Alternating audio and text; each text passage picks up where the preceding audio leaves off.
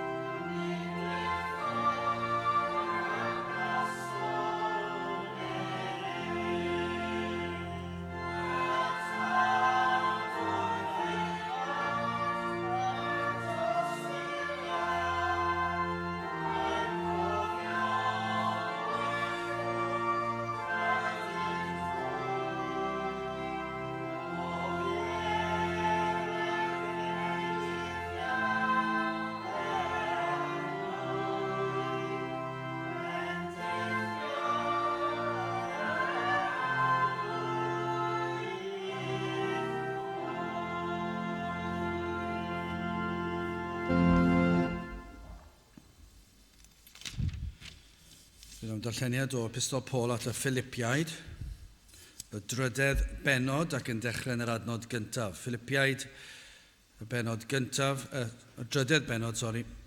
Philippiaid, y drydedd benod ac yn dechrau yn yr adnod gyntaf. Weithiau'n fy mrodyr, byddwch lawen yn yr arglwydd, ysgrifennu'r un pethau atoch gennyf fi yn wir nid yw flin, ac i chwythau yma yn ddiogel, gochelwch gŵn, gochelwch ddrwg weithwyr, gochelwch y cyd-doriad, cynnes yr enweidiad ydym ni, yr rhai ydym yn gwasanaethu Duw yn yr ysbryd ac yn gorfoleddu yng Nghrist Iesu ac nid yn ymddiried yn y cnawd. Ger bod gennyf achos i ymddiried i yn y cnawd, os yw neb arall yn tybied y gall ymddiried yn y cnawd, mae fi yn fwy. Wedi enweidi arnaf yr 8 dydd o genedl Israel, o lwyth Benjamin yn Hebrewr o'r Hebreaid, yn ôl y ddeddf yn Pharisead, yn ôl sel yn erlyd yr eglwys, yn ôl y cyfiawnder sydd yn y ddeddf yn ddiargyhoedd. Eithir y pethau oedd elw i mi, yr rhai hynny a gyfrifau sy'n golled mwyn Crist. Ie yn ddiamau yr wyf hefyd yn cyfrif pob peth yn golled, oherwydd ardderchowgrwydd gwybodaeth Crist Iesu fy arglwydd. Mwyn yr hwn ymcolledwyd ym mhob peth ac yr wyf yn ei cyfrif yn dom fel yr enillwyf Grist. Ac ceir ynddo ef heb fy nghyfiawnder fy hun, yr hwn sydd o'r gyfraith, ond yr hwn sydd trwy ffydd Crist, sef y cyfiawnder sydd o Dduw trwy ffydd, fel yr adnabyddwyf ef a grym ei atgyfodiad ef, a chymdeithas ei ddioddefiadau ef, gan fod wedi fy nghydffurfio a'i farwolaeth ef. Os mewn un modd y gallwn gyrhaeddyd atgyfodiad y meirw, nid fel pe bawn wedi ei gyrhaeddyd eisoes, neu fod eisoes wedi fy mherffeithio, eithir dilyn yr wyf fel y gallw fy maflyd yn y peth hwn, hefyd yr ymaflwyf ynof gan Grist Iesu. Byddai bendith Duw ar ei air sanctaidd ef. Gyda'ch ni nawr droi at ein harglwydd mewn gweddi.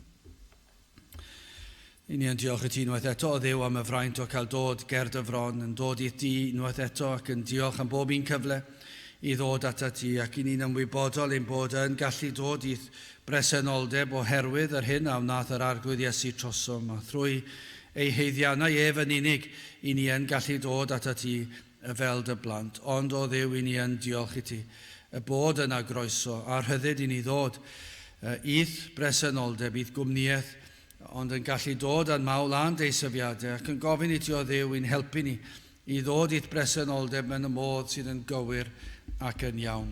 I ni'n gwybod ein bod yn gallu dod fel plant ac yn gallu dod ar hyn sydd yn pwyso'n drwm ar ein celonnau. Ond o Dduw hefyd i ni'n ymwybodol i ni'n dod i bresenoldeb yr holl alluog, yr un sanctaidd ac felly o Dduw i ni'n gofyn i ti'n helpu ni i fod yn ymwybodol oedd berson di wrth i ni alw ar dy enw. Na fyddwn ni yn dod mewn modd sydd yn amharchus, ni'n gofyn i ti'n helpu ni i fod yn ymwybodol ein bod yn dod at y Duw holl alluog ac eto yn dad nefol arno. I ni yn diolch ein bod yn gallu dod ac yn pwyso arna ti ar hyd taith bywyd ac yn gofyn i ti'n helpu ni yn wastadol i ddyrchafu'n llygau tuag at y mynyddoedd o'r lle y daw ein cymorth. I ni'n gofyn o Dduw ar ei ti weithio yn ein plith yma heddi, i ni yn edrych ar ein gwlad ni ac yn trysthau o ddydd i ddydd, o wythnos i wythnos, ac yn gweld y ti faterwch yn cynyddu fwy, y caledwch yn cynyddu o Dduw. I ni yn gofyn y byddi di yn gweithio, hoff iddyn ni i gredu ac i ddisgwyl y gellu di weithio yng nghalon pobl, yng nghalonau pobl ein gwlad ni o Dduw. I ni yn gofyn i ti rhoi ffydd i ni ddisgwyl i gellu di weithio yn ein dinas ni ac yn ein gwlad ni unwaith eto. Does dim yn amhosib i ti ac felly yn gofyn i ti i ddweud y gair, i'r rhoi'r gorchymyn ac y byddwn ni yn cael gweld rhai yn troi ata ti mewn ffydd ac edifeirwch. Felly o Dduw, tywalt ysbryd arnom heddi, ni'n gofyn i ni deimlo dy bresenoldeb yn agos at bob un ohono ni, cadw ar un drwg i ffwrdd, i ni mor ymwybodol o'r frwydr ysbrydol a sut mae'r un drwg wastad yn dod ac yn ceisio mosod ar yr hyn sydd yn bir ac yn lan, yr hyn sydd yn ymwneud at air di ar y fengil sanctaidd. Ac felly o Dduw cadw ar un drwg i ffwrdd, i ni'n gofyn i ti ddiogelu ein hamser yma, i ni'n gofyn i ti ddod lawr i'n plith, i fendithio'r holl ddydd yma ac ar hyd a lled ein gwlad ni. paratoni ar gyfer wythnos i fyw i dy ogoneddi di ath fwynhau di. Felly o Dduw bendithion hamser nawr, tyr di'n plith, i ni'n gofyn hyn o trwy enw ac heiddiant ein harglwydd Iesu Grist. Amen.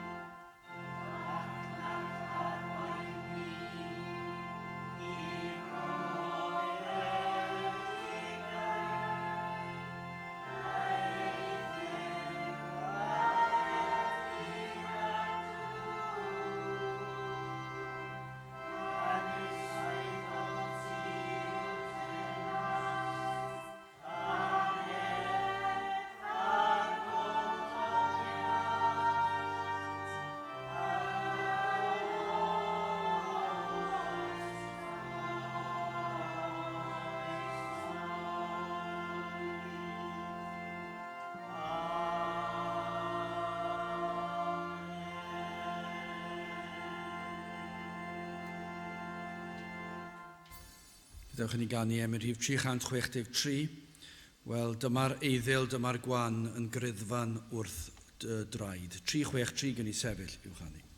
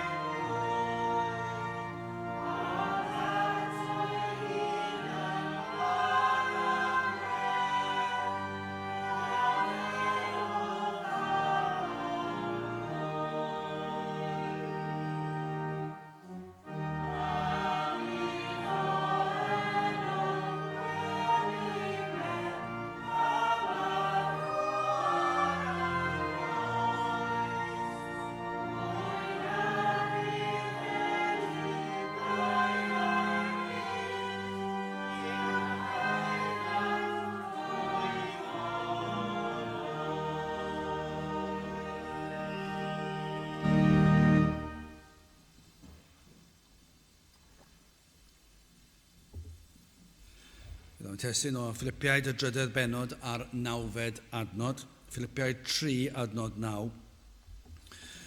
Ac ceir ynddo ef heb fy nghyfiawnder fy hun, yr hwn sydd o'r gyfraith, ond yr hwn sydd trwy ffydd Crist sef y cyfiawnder sydd o Dduw trwy ffydd. Nawr, cyn edrych ar yr adnod, hoffwn i ofyn y cwestiwn, beth yw eich dyheadau chi am y dyfodol? Am beth i chi'n breuddwydio o nawr ymlaen? Falle bod pethau hynny wedi newid ers pan oeddech chi'n ifanc, ac wrth i chi fynd yn hyn, siŵr o fod bod y dyheadau yn amrywio ac yn newid. Ac be fydda'ch dyheadau chi amdano chi yn bersonol? Nid o reidrwydd am y byd neu'r amgylchfyd sydd yn rhywbeth sydd yn ben ar yr agenda'r llywodraeth a'r cyfryngau ac maen nhw'n mynd ymlaen am bopeth o'r amgylchfyd ac falle bod yna le i hynny i bwynt, bydd fe'n beth braf beth nhw'n poeni am dragwyddoldeb hefyd, ond maen nhw'n mynd ymlaen am yr amgylchfyd ac mae yna le i hynny wrth gwrs ac mae eisiau ni fod yn ofalus a mae yna rhyw ddyheadau mawr ganddyn nhw am y byd mewn blynyddoedd i ddod wrth gwrs. Ond beth bydda'ch dymuniadau chi amdano chi eich hunan yn bersonol? Yr hyn hoffech chi ddigwydd yn yr misoedd blynyddoedd sydd yn dod. Ac fe ddaw hyn yn amlwg gydag amser, os nad yn syth beth yw eich dyheadau. Mae'n amlwg i rai, ond yw beth yw dyheadau rhai pobl. Maen nhw'n amlwg i bawb. Chi'n gwybod beth yw eu dyheadau nhw. Ac i chi sydd yn dilyn chwaraeon ac yn dilyn y tîm rygbi, fydd yna dyheadau mawr yn y dyddiau sydd yn dod yn arwain i fyny at cwpan y byd. Maen nhw wedi treulio blynyddoedd yn ymarfer ac yn dysgu sgiliau ac yn gweithio'n galed mwyn cael ei dewis ar gyfer y gystadleuaeth fawr. A'i dyheadau, maen nhw'n dweud, dwi wedi rhoi fy mywyd yn llwyr ar gyfer hwn. Dyma yw popeth i mi, yw cyrraedd y bencampwriaeth y byd yma a cael bod yn un o goreion y byd. Ac mae'n amlwg dyna yw eu dyheadau nhw. Maen nhw'n glir amdano fe, dyna beth yw'r nod, ac os byddwch chi'n edrych ar nhw, byddwch chi'n gwybod mae dyna yw eu dyheadau nhw. A bod popeth arall bron yn mynd i'r cefndir, oherwydd dyna yw eu breuddwyd. Fe ddaw gyda ni i'r amlwg, rhyw bryd neu gilydd, i ni yn dangos beth yw ein dyheadau ni, ar hyn i ni'n treulio amser yn ei geisio. Y mannau i ni yn mynychu. Mae yna raglen ar y teledu sydd yn sôn am dai. Dwi'n hoffi raglenni sydd yn sôn am dai. Gwerthu a phrynu tai neu gwella tai neu beth bynnag yw maen nhw'n weddol ddiddorol. Ond mae yna un rhaglen lle mae yna person yn dod i mewn ac maen nhw'n ystyried ydyn nhw'n mynd i werthu fe neu ydyn nhw'n mynd i chwilio am di arall. Ond cyn wneud hynny, maen nhw'n gwella'r tŷ. A mae'r rhaglen yn dechrau, maen nhw'n dweud, wel, be maen nhw'n gwneud yw nhw'n rhoi camerau yn yr ystafelloedd lle mae pobl yn byw ac wedyn ni maen nhw'n rhoi ymlaen ac yna am ddiwrnod maen nhw'n gweithio'r canran o pa aelodau o'r teulu sy'n treulio fwy amser ym mha stafell ac maen nhw'n dweud wrthoch chi pa fath o ddiddordebau sydd nhw yn y cartref. Os maen nhw trwy'r amser yn y gegin, neu ydyn nhw trwy'r amser yn y stafell weithio, neu ydyn nhw trwy'r amser yn y lolfa, ac maen nhw'n gallu dweud, wel, os felly mae angen i ni ganolbwyntio ar y lolfa, neu os o'r cegin yw lle y mae'r teulu yn ymgynnull, mae'n rhaid wneud y gegin yn fwy. Ac mae'r diwrnod yna, dim ond diwrnod sydd eisiau nhw, mae'r diwrnod yn rhoi darlun i chi o dymuniadau, dyheadau, y teulu am ei bywyd pob dydd yn ei cartre nhw. Dychmygwch beth taw ni'n cael rhywun yn recordio diwrnod neu wythnos o'n bywydau ni, a bydde hynny yn rhoi darlun weddol deg o sut fath o berson i ni, a beth yw ein dyheadau ni. Beth yw ni'n hoffi treulio'n hamser? A mi fydde hwn yn rhoi darlun weddol gywir i ni. Falle bydde eisiau mestyn, neu falle os yw ddim yn wythnos arferol, falle bydde eisiau mestyn neu bythefnos dair. Ond mi fydde fe'n rhoi rhyw syniad i ni o beth yw i ni'n breuddwydio amdano, beth yw'n dyheadau ni, beth yw ni eisiau mas o fywyd. Wel, beth yw ni'n gweld fan hyn? Adnod 8 a 9, dyhead Paul. Ie, yn ddiamau, yr wyf hefyd yn cyfrif pob peth yn golled oherwydd ardderchowgrwydd gwybodaeth Crist Iesu farglwydd, mwyn yr hwn ymcolledwyd ym mhob peth ac yr wyf yn ei cyfrif yn dom fel yr enillwyf Grist. Ac ceir ynddo ef, heb fy nghyfiawnder fy hun, hwn sydd o'r gyfraith, ond hwn sydd trwy ffydd Crist, sef y cyfiawnder sydd o Dduw trwy ffydd. Ych chi'n gweld beth oedd ei ddymuniad mwy na dim byd arall. Mwy na dim byd arall. Petawn ni'n dilyn rhain o chi mewn wythnos, byddwn ni'n gyntaf, falle'n gweld, wel wrth gwrs, byddwn ni yn y gwaith am gyfran fawr o'r diwrnod, a falle bydd hwnna ddim yn gwbl deg. Ond o ran, petai'n modd gweld ein ymenydd ni hefyd, a'n dyheuadau ni. Pan mae'r cwrgweddi mlaen, ydyn ni na? Neu fydda'r camera'n dangos i ni, wel na, fyddwch chi wedi gallu bod na, ond o'ch chi wedi chwilio am esgus arall. Neu cwrdd ar y sil, cwrdd bore, cwrdd pnawn, cwrdd nos. Fyddwch chi wedi gallu bod na, ond mae'r camera'n dangos. Na, roeddech chi eisiau gwylio rhywbeth, o'ch chi eisiau cael gorffwys, o'ch chi wedi cyfynhau'r beth. Oeddech chi eisiau mynd i siopa, oeddech chi eisiau prynu rhywbeth ar y cyfrifiadur, neu beth bynnag oeddech chi eisiau mynd am wac i'r mynyddoedd a'r cwrgweddi mlaen. Mi fydda hwnna'n dangos i chi eich dymuniadau chi, eich blaenoriaethau chi, ond i fydda fe. Ond i Paul, un blaenoriaeth sydd ganddo fe.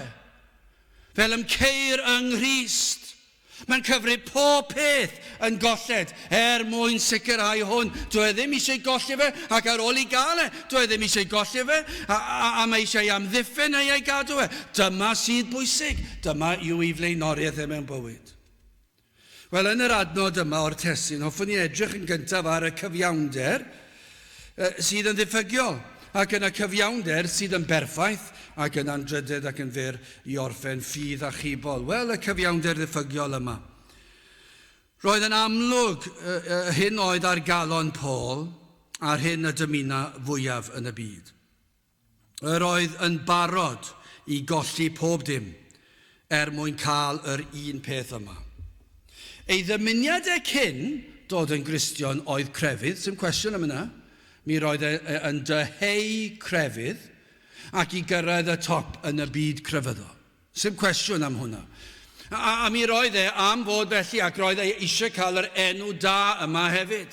Ac roedd e'n selog. Felly dyna beth oedd ond mae e'n fodlon colli'r holl enw da oedd ganddo fe yn y byd crefyddol, yn y gymdeithas ohoni ar y pryd, roedd yn fodlon colli'r cyfan. Achos gwybi mae'r un peth y byddai'n caniatáu iddo gael heddwch a Duw a bywyd tragwyddol, yr un ffordd o gael maddeuant pechodau, roedd yn gwybod mae yng Nghrist yn unig y gall dderbyn y bendithion yma. Oedd e'n gwybod na. A dyna be mae eisiau mwy na dim byd arall. Mwy na ffrindiau, mwy na teulu, mwy na swydd, mwy na statws, mwy na garian, mwy na chyfoeth, mwy na phoblogrwydd. Edrychwch chi ar ein ei gyd gyda'r Apostol Paul cyn iddo fe ddod i gredu. Mae'n edrych ar y cyfan, a mae'n dweud dwi'n cyfrif y cyfan yn ddim, fel Dom, yn sbwriel diwerth. Mae'r cyfan yn wastraff amser cyn belled fy mod i yng Nghrist. Achos dyma'r unig ateb. Dyma'r unig ffordd. Ac ceir ynddo ef, heb fy nghyfiawnder fy hun, hwn sydd o'r gyfraith, ond hwn sydd trwy ffydd Crist, sef y cyfiawnder sydd o Dduw trwy ffydd. Mae am ei gael yng Nghrist, ceir ynddo ef, mae eisiau hynny fwy na dim. Gai ofyn i chi cyn i fynd ymhellach, ai dyna eich dymuniad chi? Ydych chi'n dychmygu i blant ifanc yn neud i tygau ei dymuniad penna nhw, tybiwn ni yw y cam nesa. Digon da i gyrraedd i wneud cael swydd neu lefel a, ar ôl lefel a, os eisiau mynd i'r coleg neu cael swydd, bod e'n ddigon da i gael fi'r cam na. Ar ôl y cam na, be chi eisiau neud, setlo lawr swydd a dymuniadau. A mae'n bron iawn i chi mynd trwy bywyd gyda rhyw dymuniadau gwahanol ar gyfer bob un cyfnod. Ac i'r unigolyn, mae bob un cyfnod mor bwysig yn diwedd. Y fi fawr. Cyn belled bod fi yn cael be dwi eisiau, dyna beth sy'n bwysig. Ond sawl un ohono ni gellir dweud, mae'n dymuniad yw ceir ynddo ef.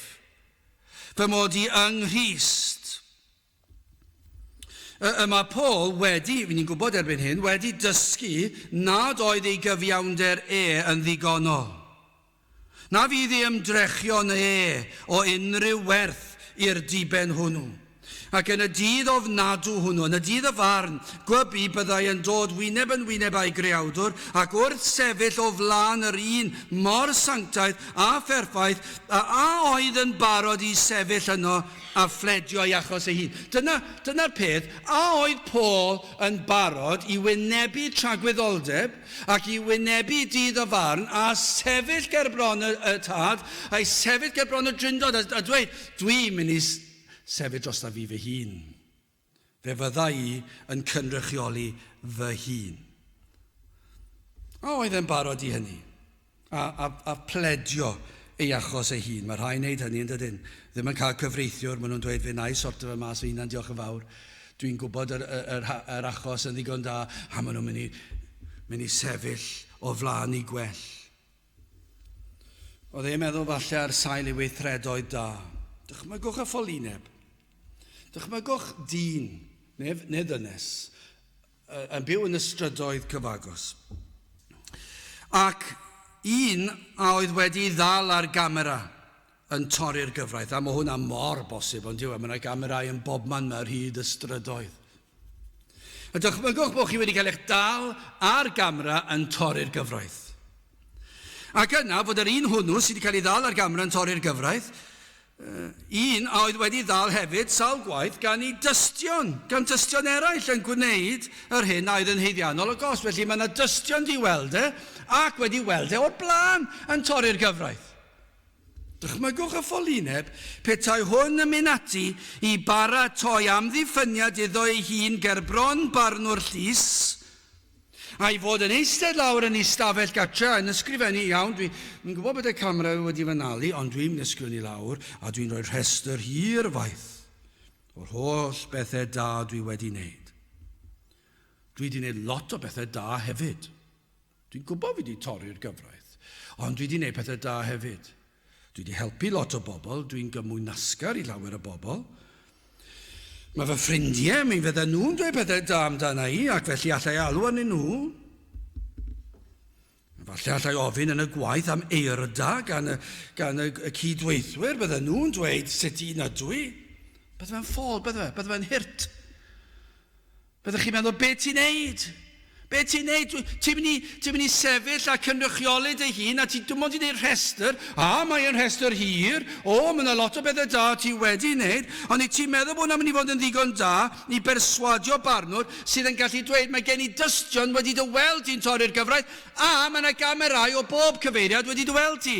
Mae'r ffaith yn ddiamheuol. Mi rwyt ti'n eog, a mi roedd yn gwybod i fod yn eog. Byddai rester byth yn ddigonol. Ond chi'n gwybod beth, dyna sut mae pobl heddi yn byw. Y mae dyn felly credant, os oes yna Dduw, dyna'r dechrau, maen nhw'n dweud os oes yna Dduw, ac os oes yna fath beth a dydd y farn, yna maen nhw'n meddwl, wel os yw hynny'n wir, dwi'n mynd i obeithio'n fawr iawn fod fy nealltwriaeth i o Duw cariad Duw yn golygu bod Duw yn anghofio am bopeth drwg. Ac wrth gwrs, ni'n gwybod bod hwnna'n anghywir. Ond maen nhw'n gobeithio am hynny. Ac felly maen nhw'n gobeithio na fydd rhaid pledio i achos ei hun. Ond wedyn nhw'n meddwl, os fydd rhaid i fi gyfiawnhau fy hunan, maen nhw'n paratoi rhyw restr yn eu meddyliau nhw, yn meddwl petai'r dydd yn dod. A mae yna restr o beth yn eu tîb nhw fydda'n help. Bydden nhw'n rhoi lawr i henw da, pobl yn ddymharchu, dwi wedi bod yn garedig, dwi wedi rhoi i'r trydydd byd, falle bydda'r rhai bellach dim llawer heddi, ond falle mi fydda'r rhai'n dweud dwi wedi mynd i'r capel, wel dwi'n mynd amser Pasg o leia, dwi'n mynd Nadolig, falle ai ambell i beth arall.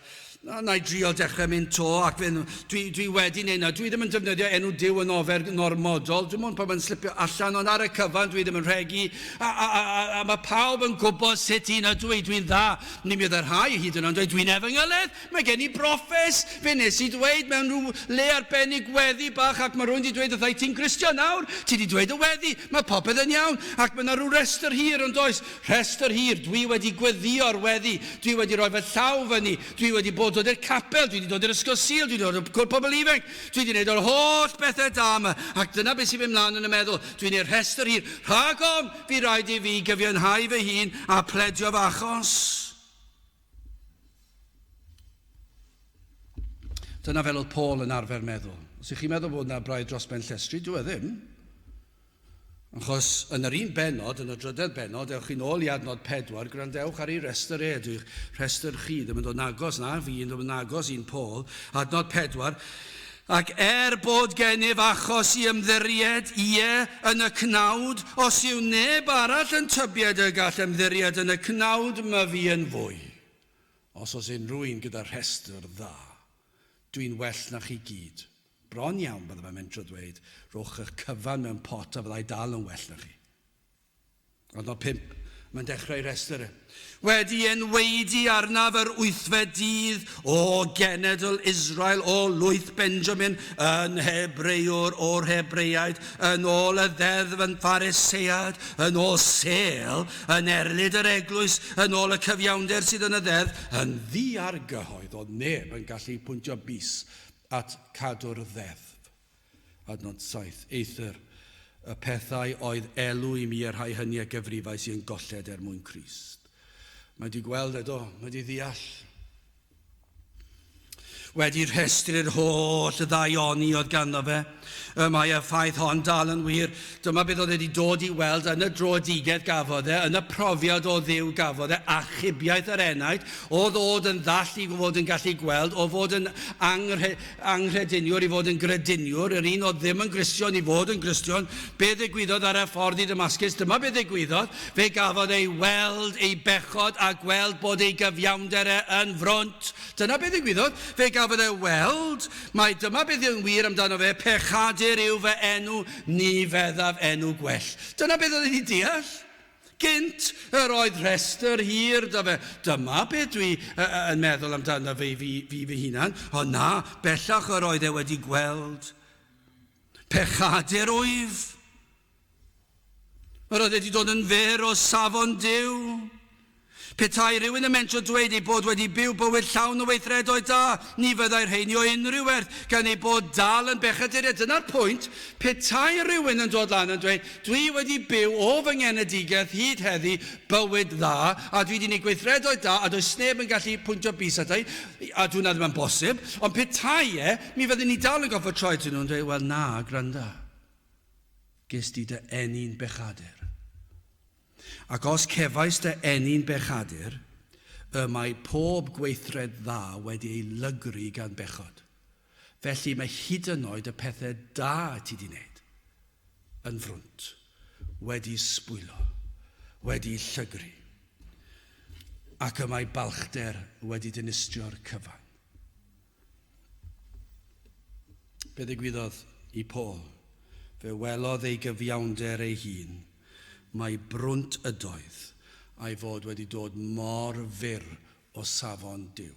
Dyna beth ddigwyddodd i Paul. Fe welodd fod ei gyfiawnder yn ddiwerth, yn ddiffygiol, wedi sbwylo ar ôl byw bywyd llawn ceisio gwellai gyfiawnder erbyn hyn nawr wedi weld, dwi ddim o unrhyw werth i fi gael beth dwi'n dyheu amdano. Dwi eisiau cael heddwch a Duw, ond dydy fy nghyfiawnder i ddim yn helpu o gwbl.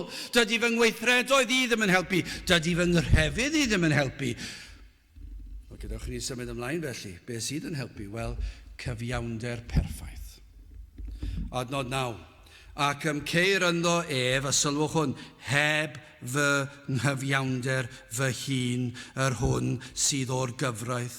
Dyw fy nghyfiawnder i o gadw cyfraith Duw, ddim yn mynd i allu wneud Dwi'n dod mor fyr o'i safon ac mae'n mynd ymlaen. Ond yr hwn sydd trwy ffydd Crist, sef y cyfiawnder sydd o Dduw trwy ffydd. Mae wedi weld Ei ddymuniad oedd ymceir ynddo Dyna be mae moyn. Ac yr oedd wedi deall nad oedd ei holl grefydd ei holl ymdrechion i blesio Duw, nad oedd rhain yn ddigonol. Fe ddwedodd wrth y Rhufeiniaid. Mae yna gymaint o lefydd, chi'n darllen trwy'r ysgrythur i gyd, a darllen trwy'r epistolau Paul, a fe welwch chi, mae'n ail ddweud ei hun lot o mewn ffyrdd gwahanol trwy'r amser. Mae'r holl ysgrythur yn ei ddweud Nid ail ddweud i bwrpas yw ond mae'n ei ddweud mewn ffyrdd gwahanol, i gynulleidfa gwahanol, i bwrpas, I esbonio rhywbeth, ond yr un yw neges, Rhufeiniad 8 adnod 1, nid oes gan hynny yn nawr ddim damnedigaeth i'r rhai pwy sydd yng Nghrist Iesu. Dyna be mae eisiau.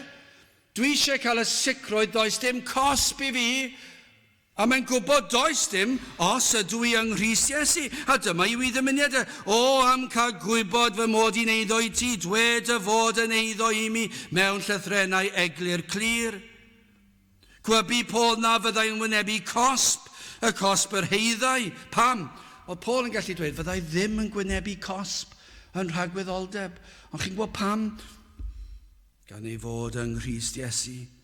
Yr wyf ynddo ef, dwi'n saff, dwi yng Nghrist.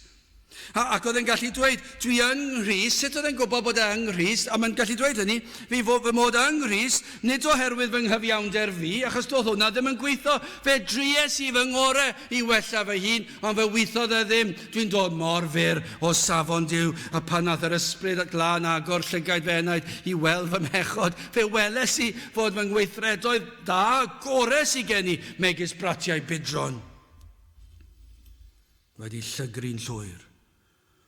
Ond cafodd e weld, mae un cyfiawnder oedd yn ddigonol I blesio Duw y Tad. A'r cyfiawnder hwnnw oedd y cyfiawnder ei fab, yr arglwydd Iesu Grist, gwybu nad oedd gobaith ganddo I gyrraedd y safon hwnnw. Ac nath e weld I Dduw trefnu ffordd y gall pechadur gael ei achub, a dim ond un ffordd oedd cyrraedd achubiaeth, dim ond un ffordd oedd cyrraedd y nefoedd, a hynny oedd drwy cyrraedd safon Duw, ond dim ond un oedd yn gallu cyrraedd safon Duw. Ac fe ddath Iesu Grist I wneud hwnnw. Dyna be gafodd ei ddeall. Fe ddeallodd e. Dyma be dwi eisiau. Dwi eisiau heddwch a Duw. Dwi eisiau sicrwydd cadwedigaeth.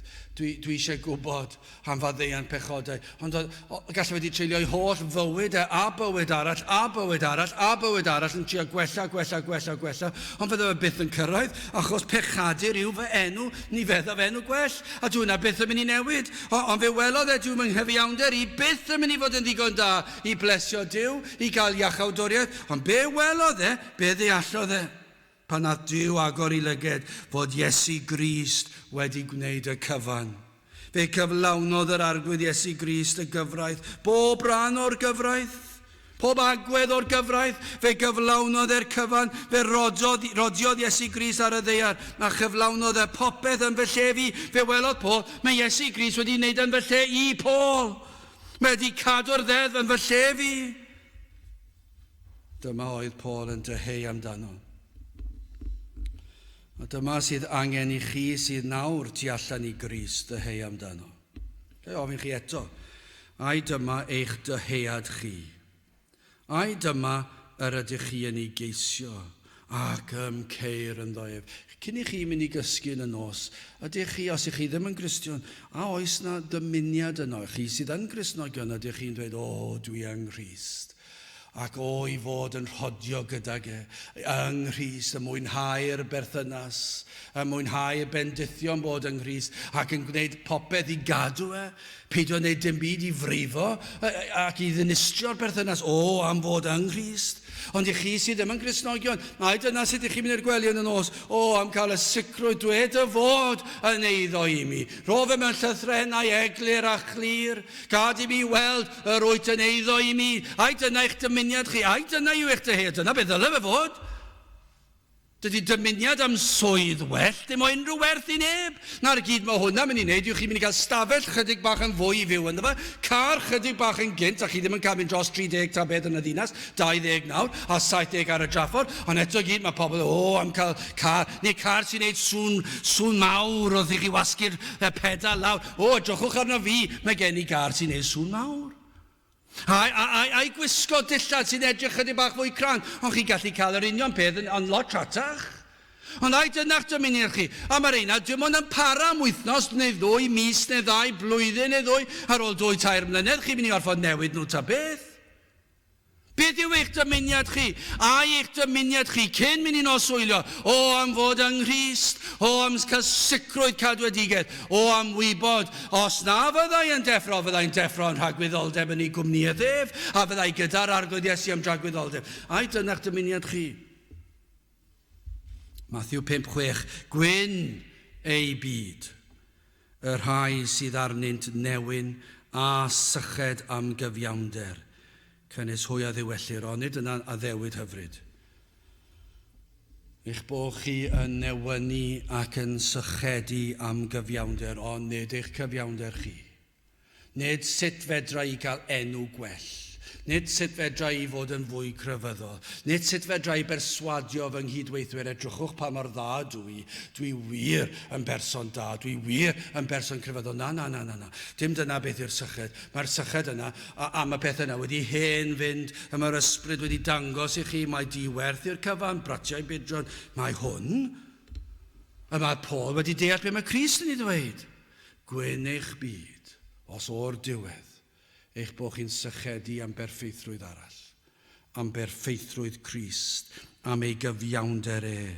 Gwyn eich byd chi pam, achos os oes gwir syched sydd o waith yr ysbryd glân yn agor y llygaid, yna fe'ch diwellir chi. Ac yna, maes o law fe fydd na gyfiawnder yn y Cristion, fe fyddwch chi'n byw fel mae Cristion fod i. Ond i ddechrau gyda, fedrwch chi ddim byw fel Cristion, nes bod chi wedi dod yn eiddo i'r cyfiawnder perffaith a'r un sy'n eiddo i Grist. A ydych chi'n dyheu yn cael eich gorchuddio gyda'i gyfiawnder ef, eich gwisgo a'i glogin o berffeithrwydd. Dyna i chi ddarlun. Dyna i chi ddarlun. Cofio clywed yn sawl gwaith yn pregethu ac yn dangos y siaced yma. A mae'n dweud, fel mae'n teimlo, ni wastad yn clywed y darlun oedd yn mynd yn union fel mae'n teimlo. Yn eich pechod chi'ch hunan, eich cyfiawnder chi, mae fel siaced sydd wedi ei sbwylo gan faw. Mae chyndra drosto fe gyd, mae'n frwnt, mae'n drewi, a gweithredoedd gorau yw'r rheini, siwr o fod o dan y siaced, fe wnaeth o waith beth, ond yn allanol, o leia byddwch chi'n meddwl bydd y siaced yn edrych yn dda, ond erbyn i chi weld, i chi wedi cael ei weld i chi wedi cael golwg arall arno fe, mae fel petai rhywun wedi rhoi rhyw declyn sydd yn gadael i chi weld be mae'r siaced yn edrych fel go iawn, a'r holl germau sydd yno fe, ac i chi'n gweld, mae hwn yn erchyll, a chi wedi weld o'r diwedd, a chi ddim eisiau wisgo fe dim mwy, mae hechod i, mae fy nghyfiawnder i'n erchyll, ac yna beth sydd yn digwydd pan i chi'n dod at y groes. Mae fel beth ydych chi'n tynnu'ch siaced bant, ac i chi'n rhoid e'r groes, a mae'r arglwydd Iesu'n i hoelio fe i'r groes, neu darlun arall, mae'n taflu fe mor bell ac i'w dwyrain o'r gorllewin, neu darlun arall, mae'r gwaed ar y groes yn llifo ac yn golchi'r brynt ni ffwrdd. Ond y darlun yn fan hyn yw hyn, mae'r arglwydd Iesu'n cymryd eich clogin o gyfiawnder chi sydd yn fochedd ac mae'n rhoi ei berffeithrwydd i chi ac i chi wedi eich gorchuddio'n llwyr a'i glogin o berffeithrwydd ei gyfiawnder ef. Dyna yw dod yn Cristion. Nid fy nghyfiawnder i, does gen i ddim cyfiawnder.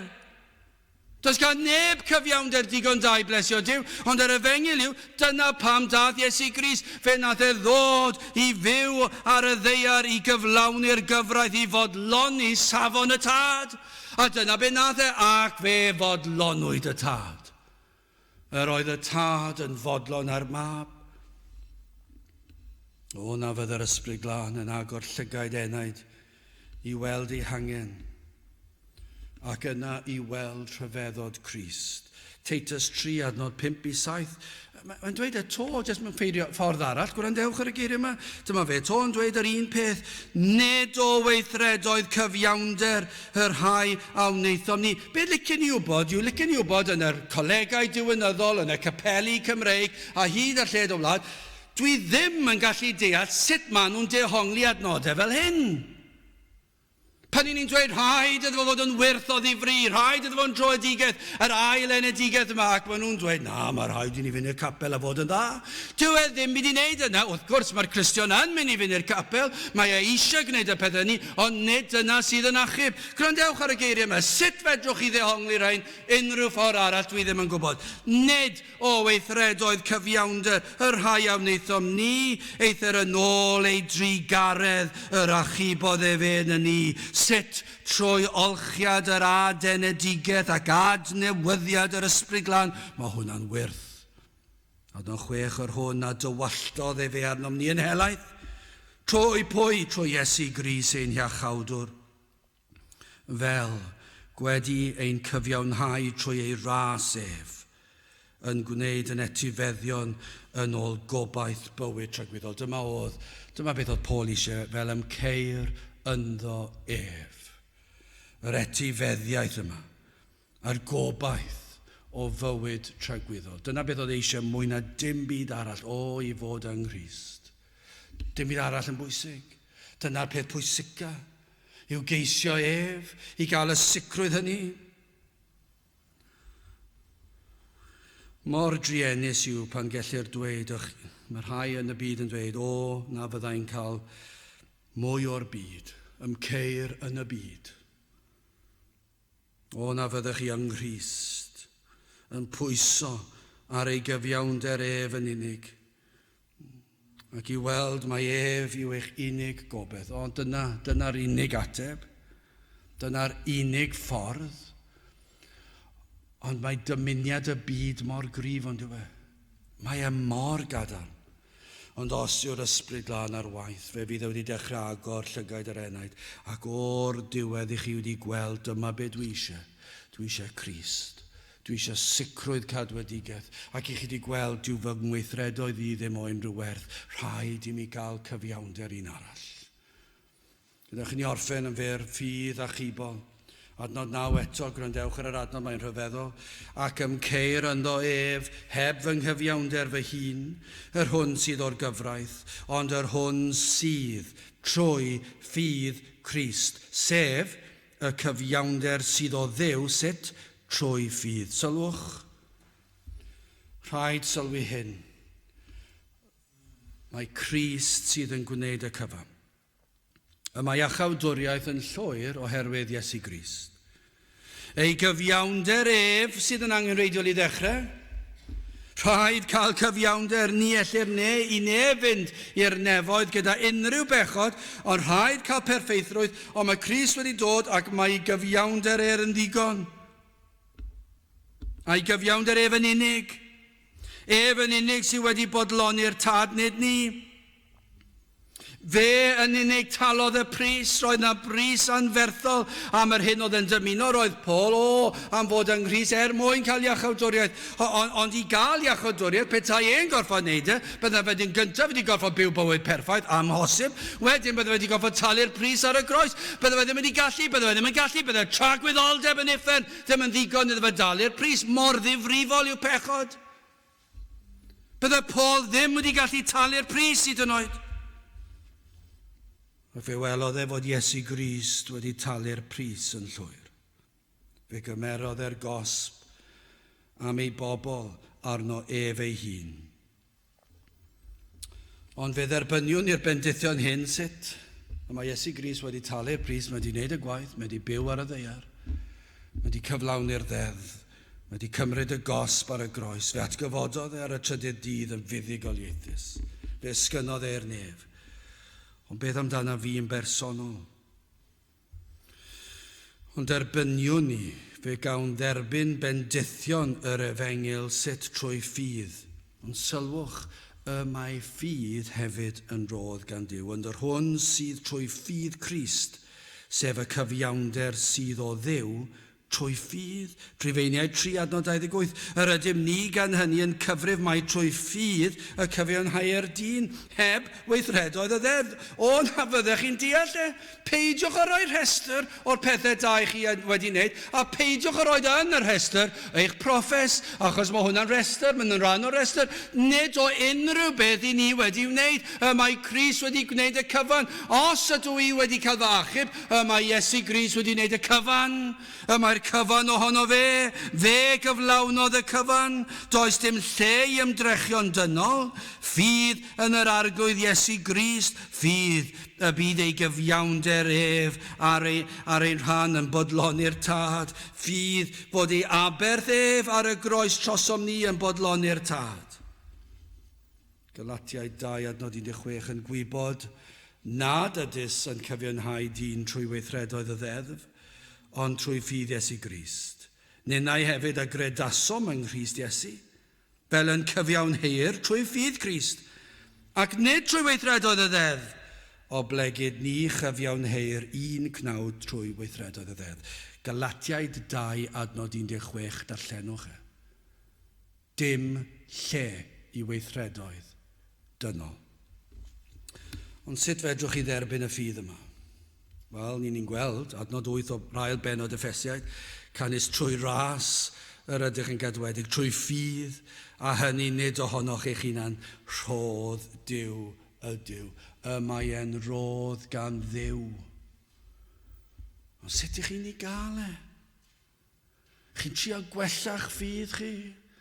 Chi'n trio credu mwy? Chi'n trio perswadio'ch hunan? Chi'n trio un ar llall? Mae'n anodd yn diwedd, mae'n ddirgelwch. Ond na fyddwch chi'n galw arno i ddechrau, cyffeswch eich angrediniaeth, cyffeswch eich angen, eich gallu i ymddiried. Dwedwch dwi ddim yn gallu ymddiried, dwi'n poeni, mae gen i ofn. Na fydda'ch enaid yn pwyso, yn llwyr arno.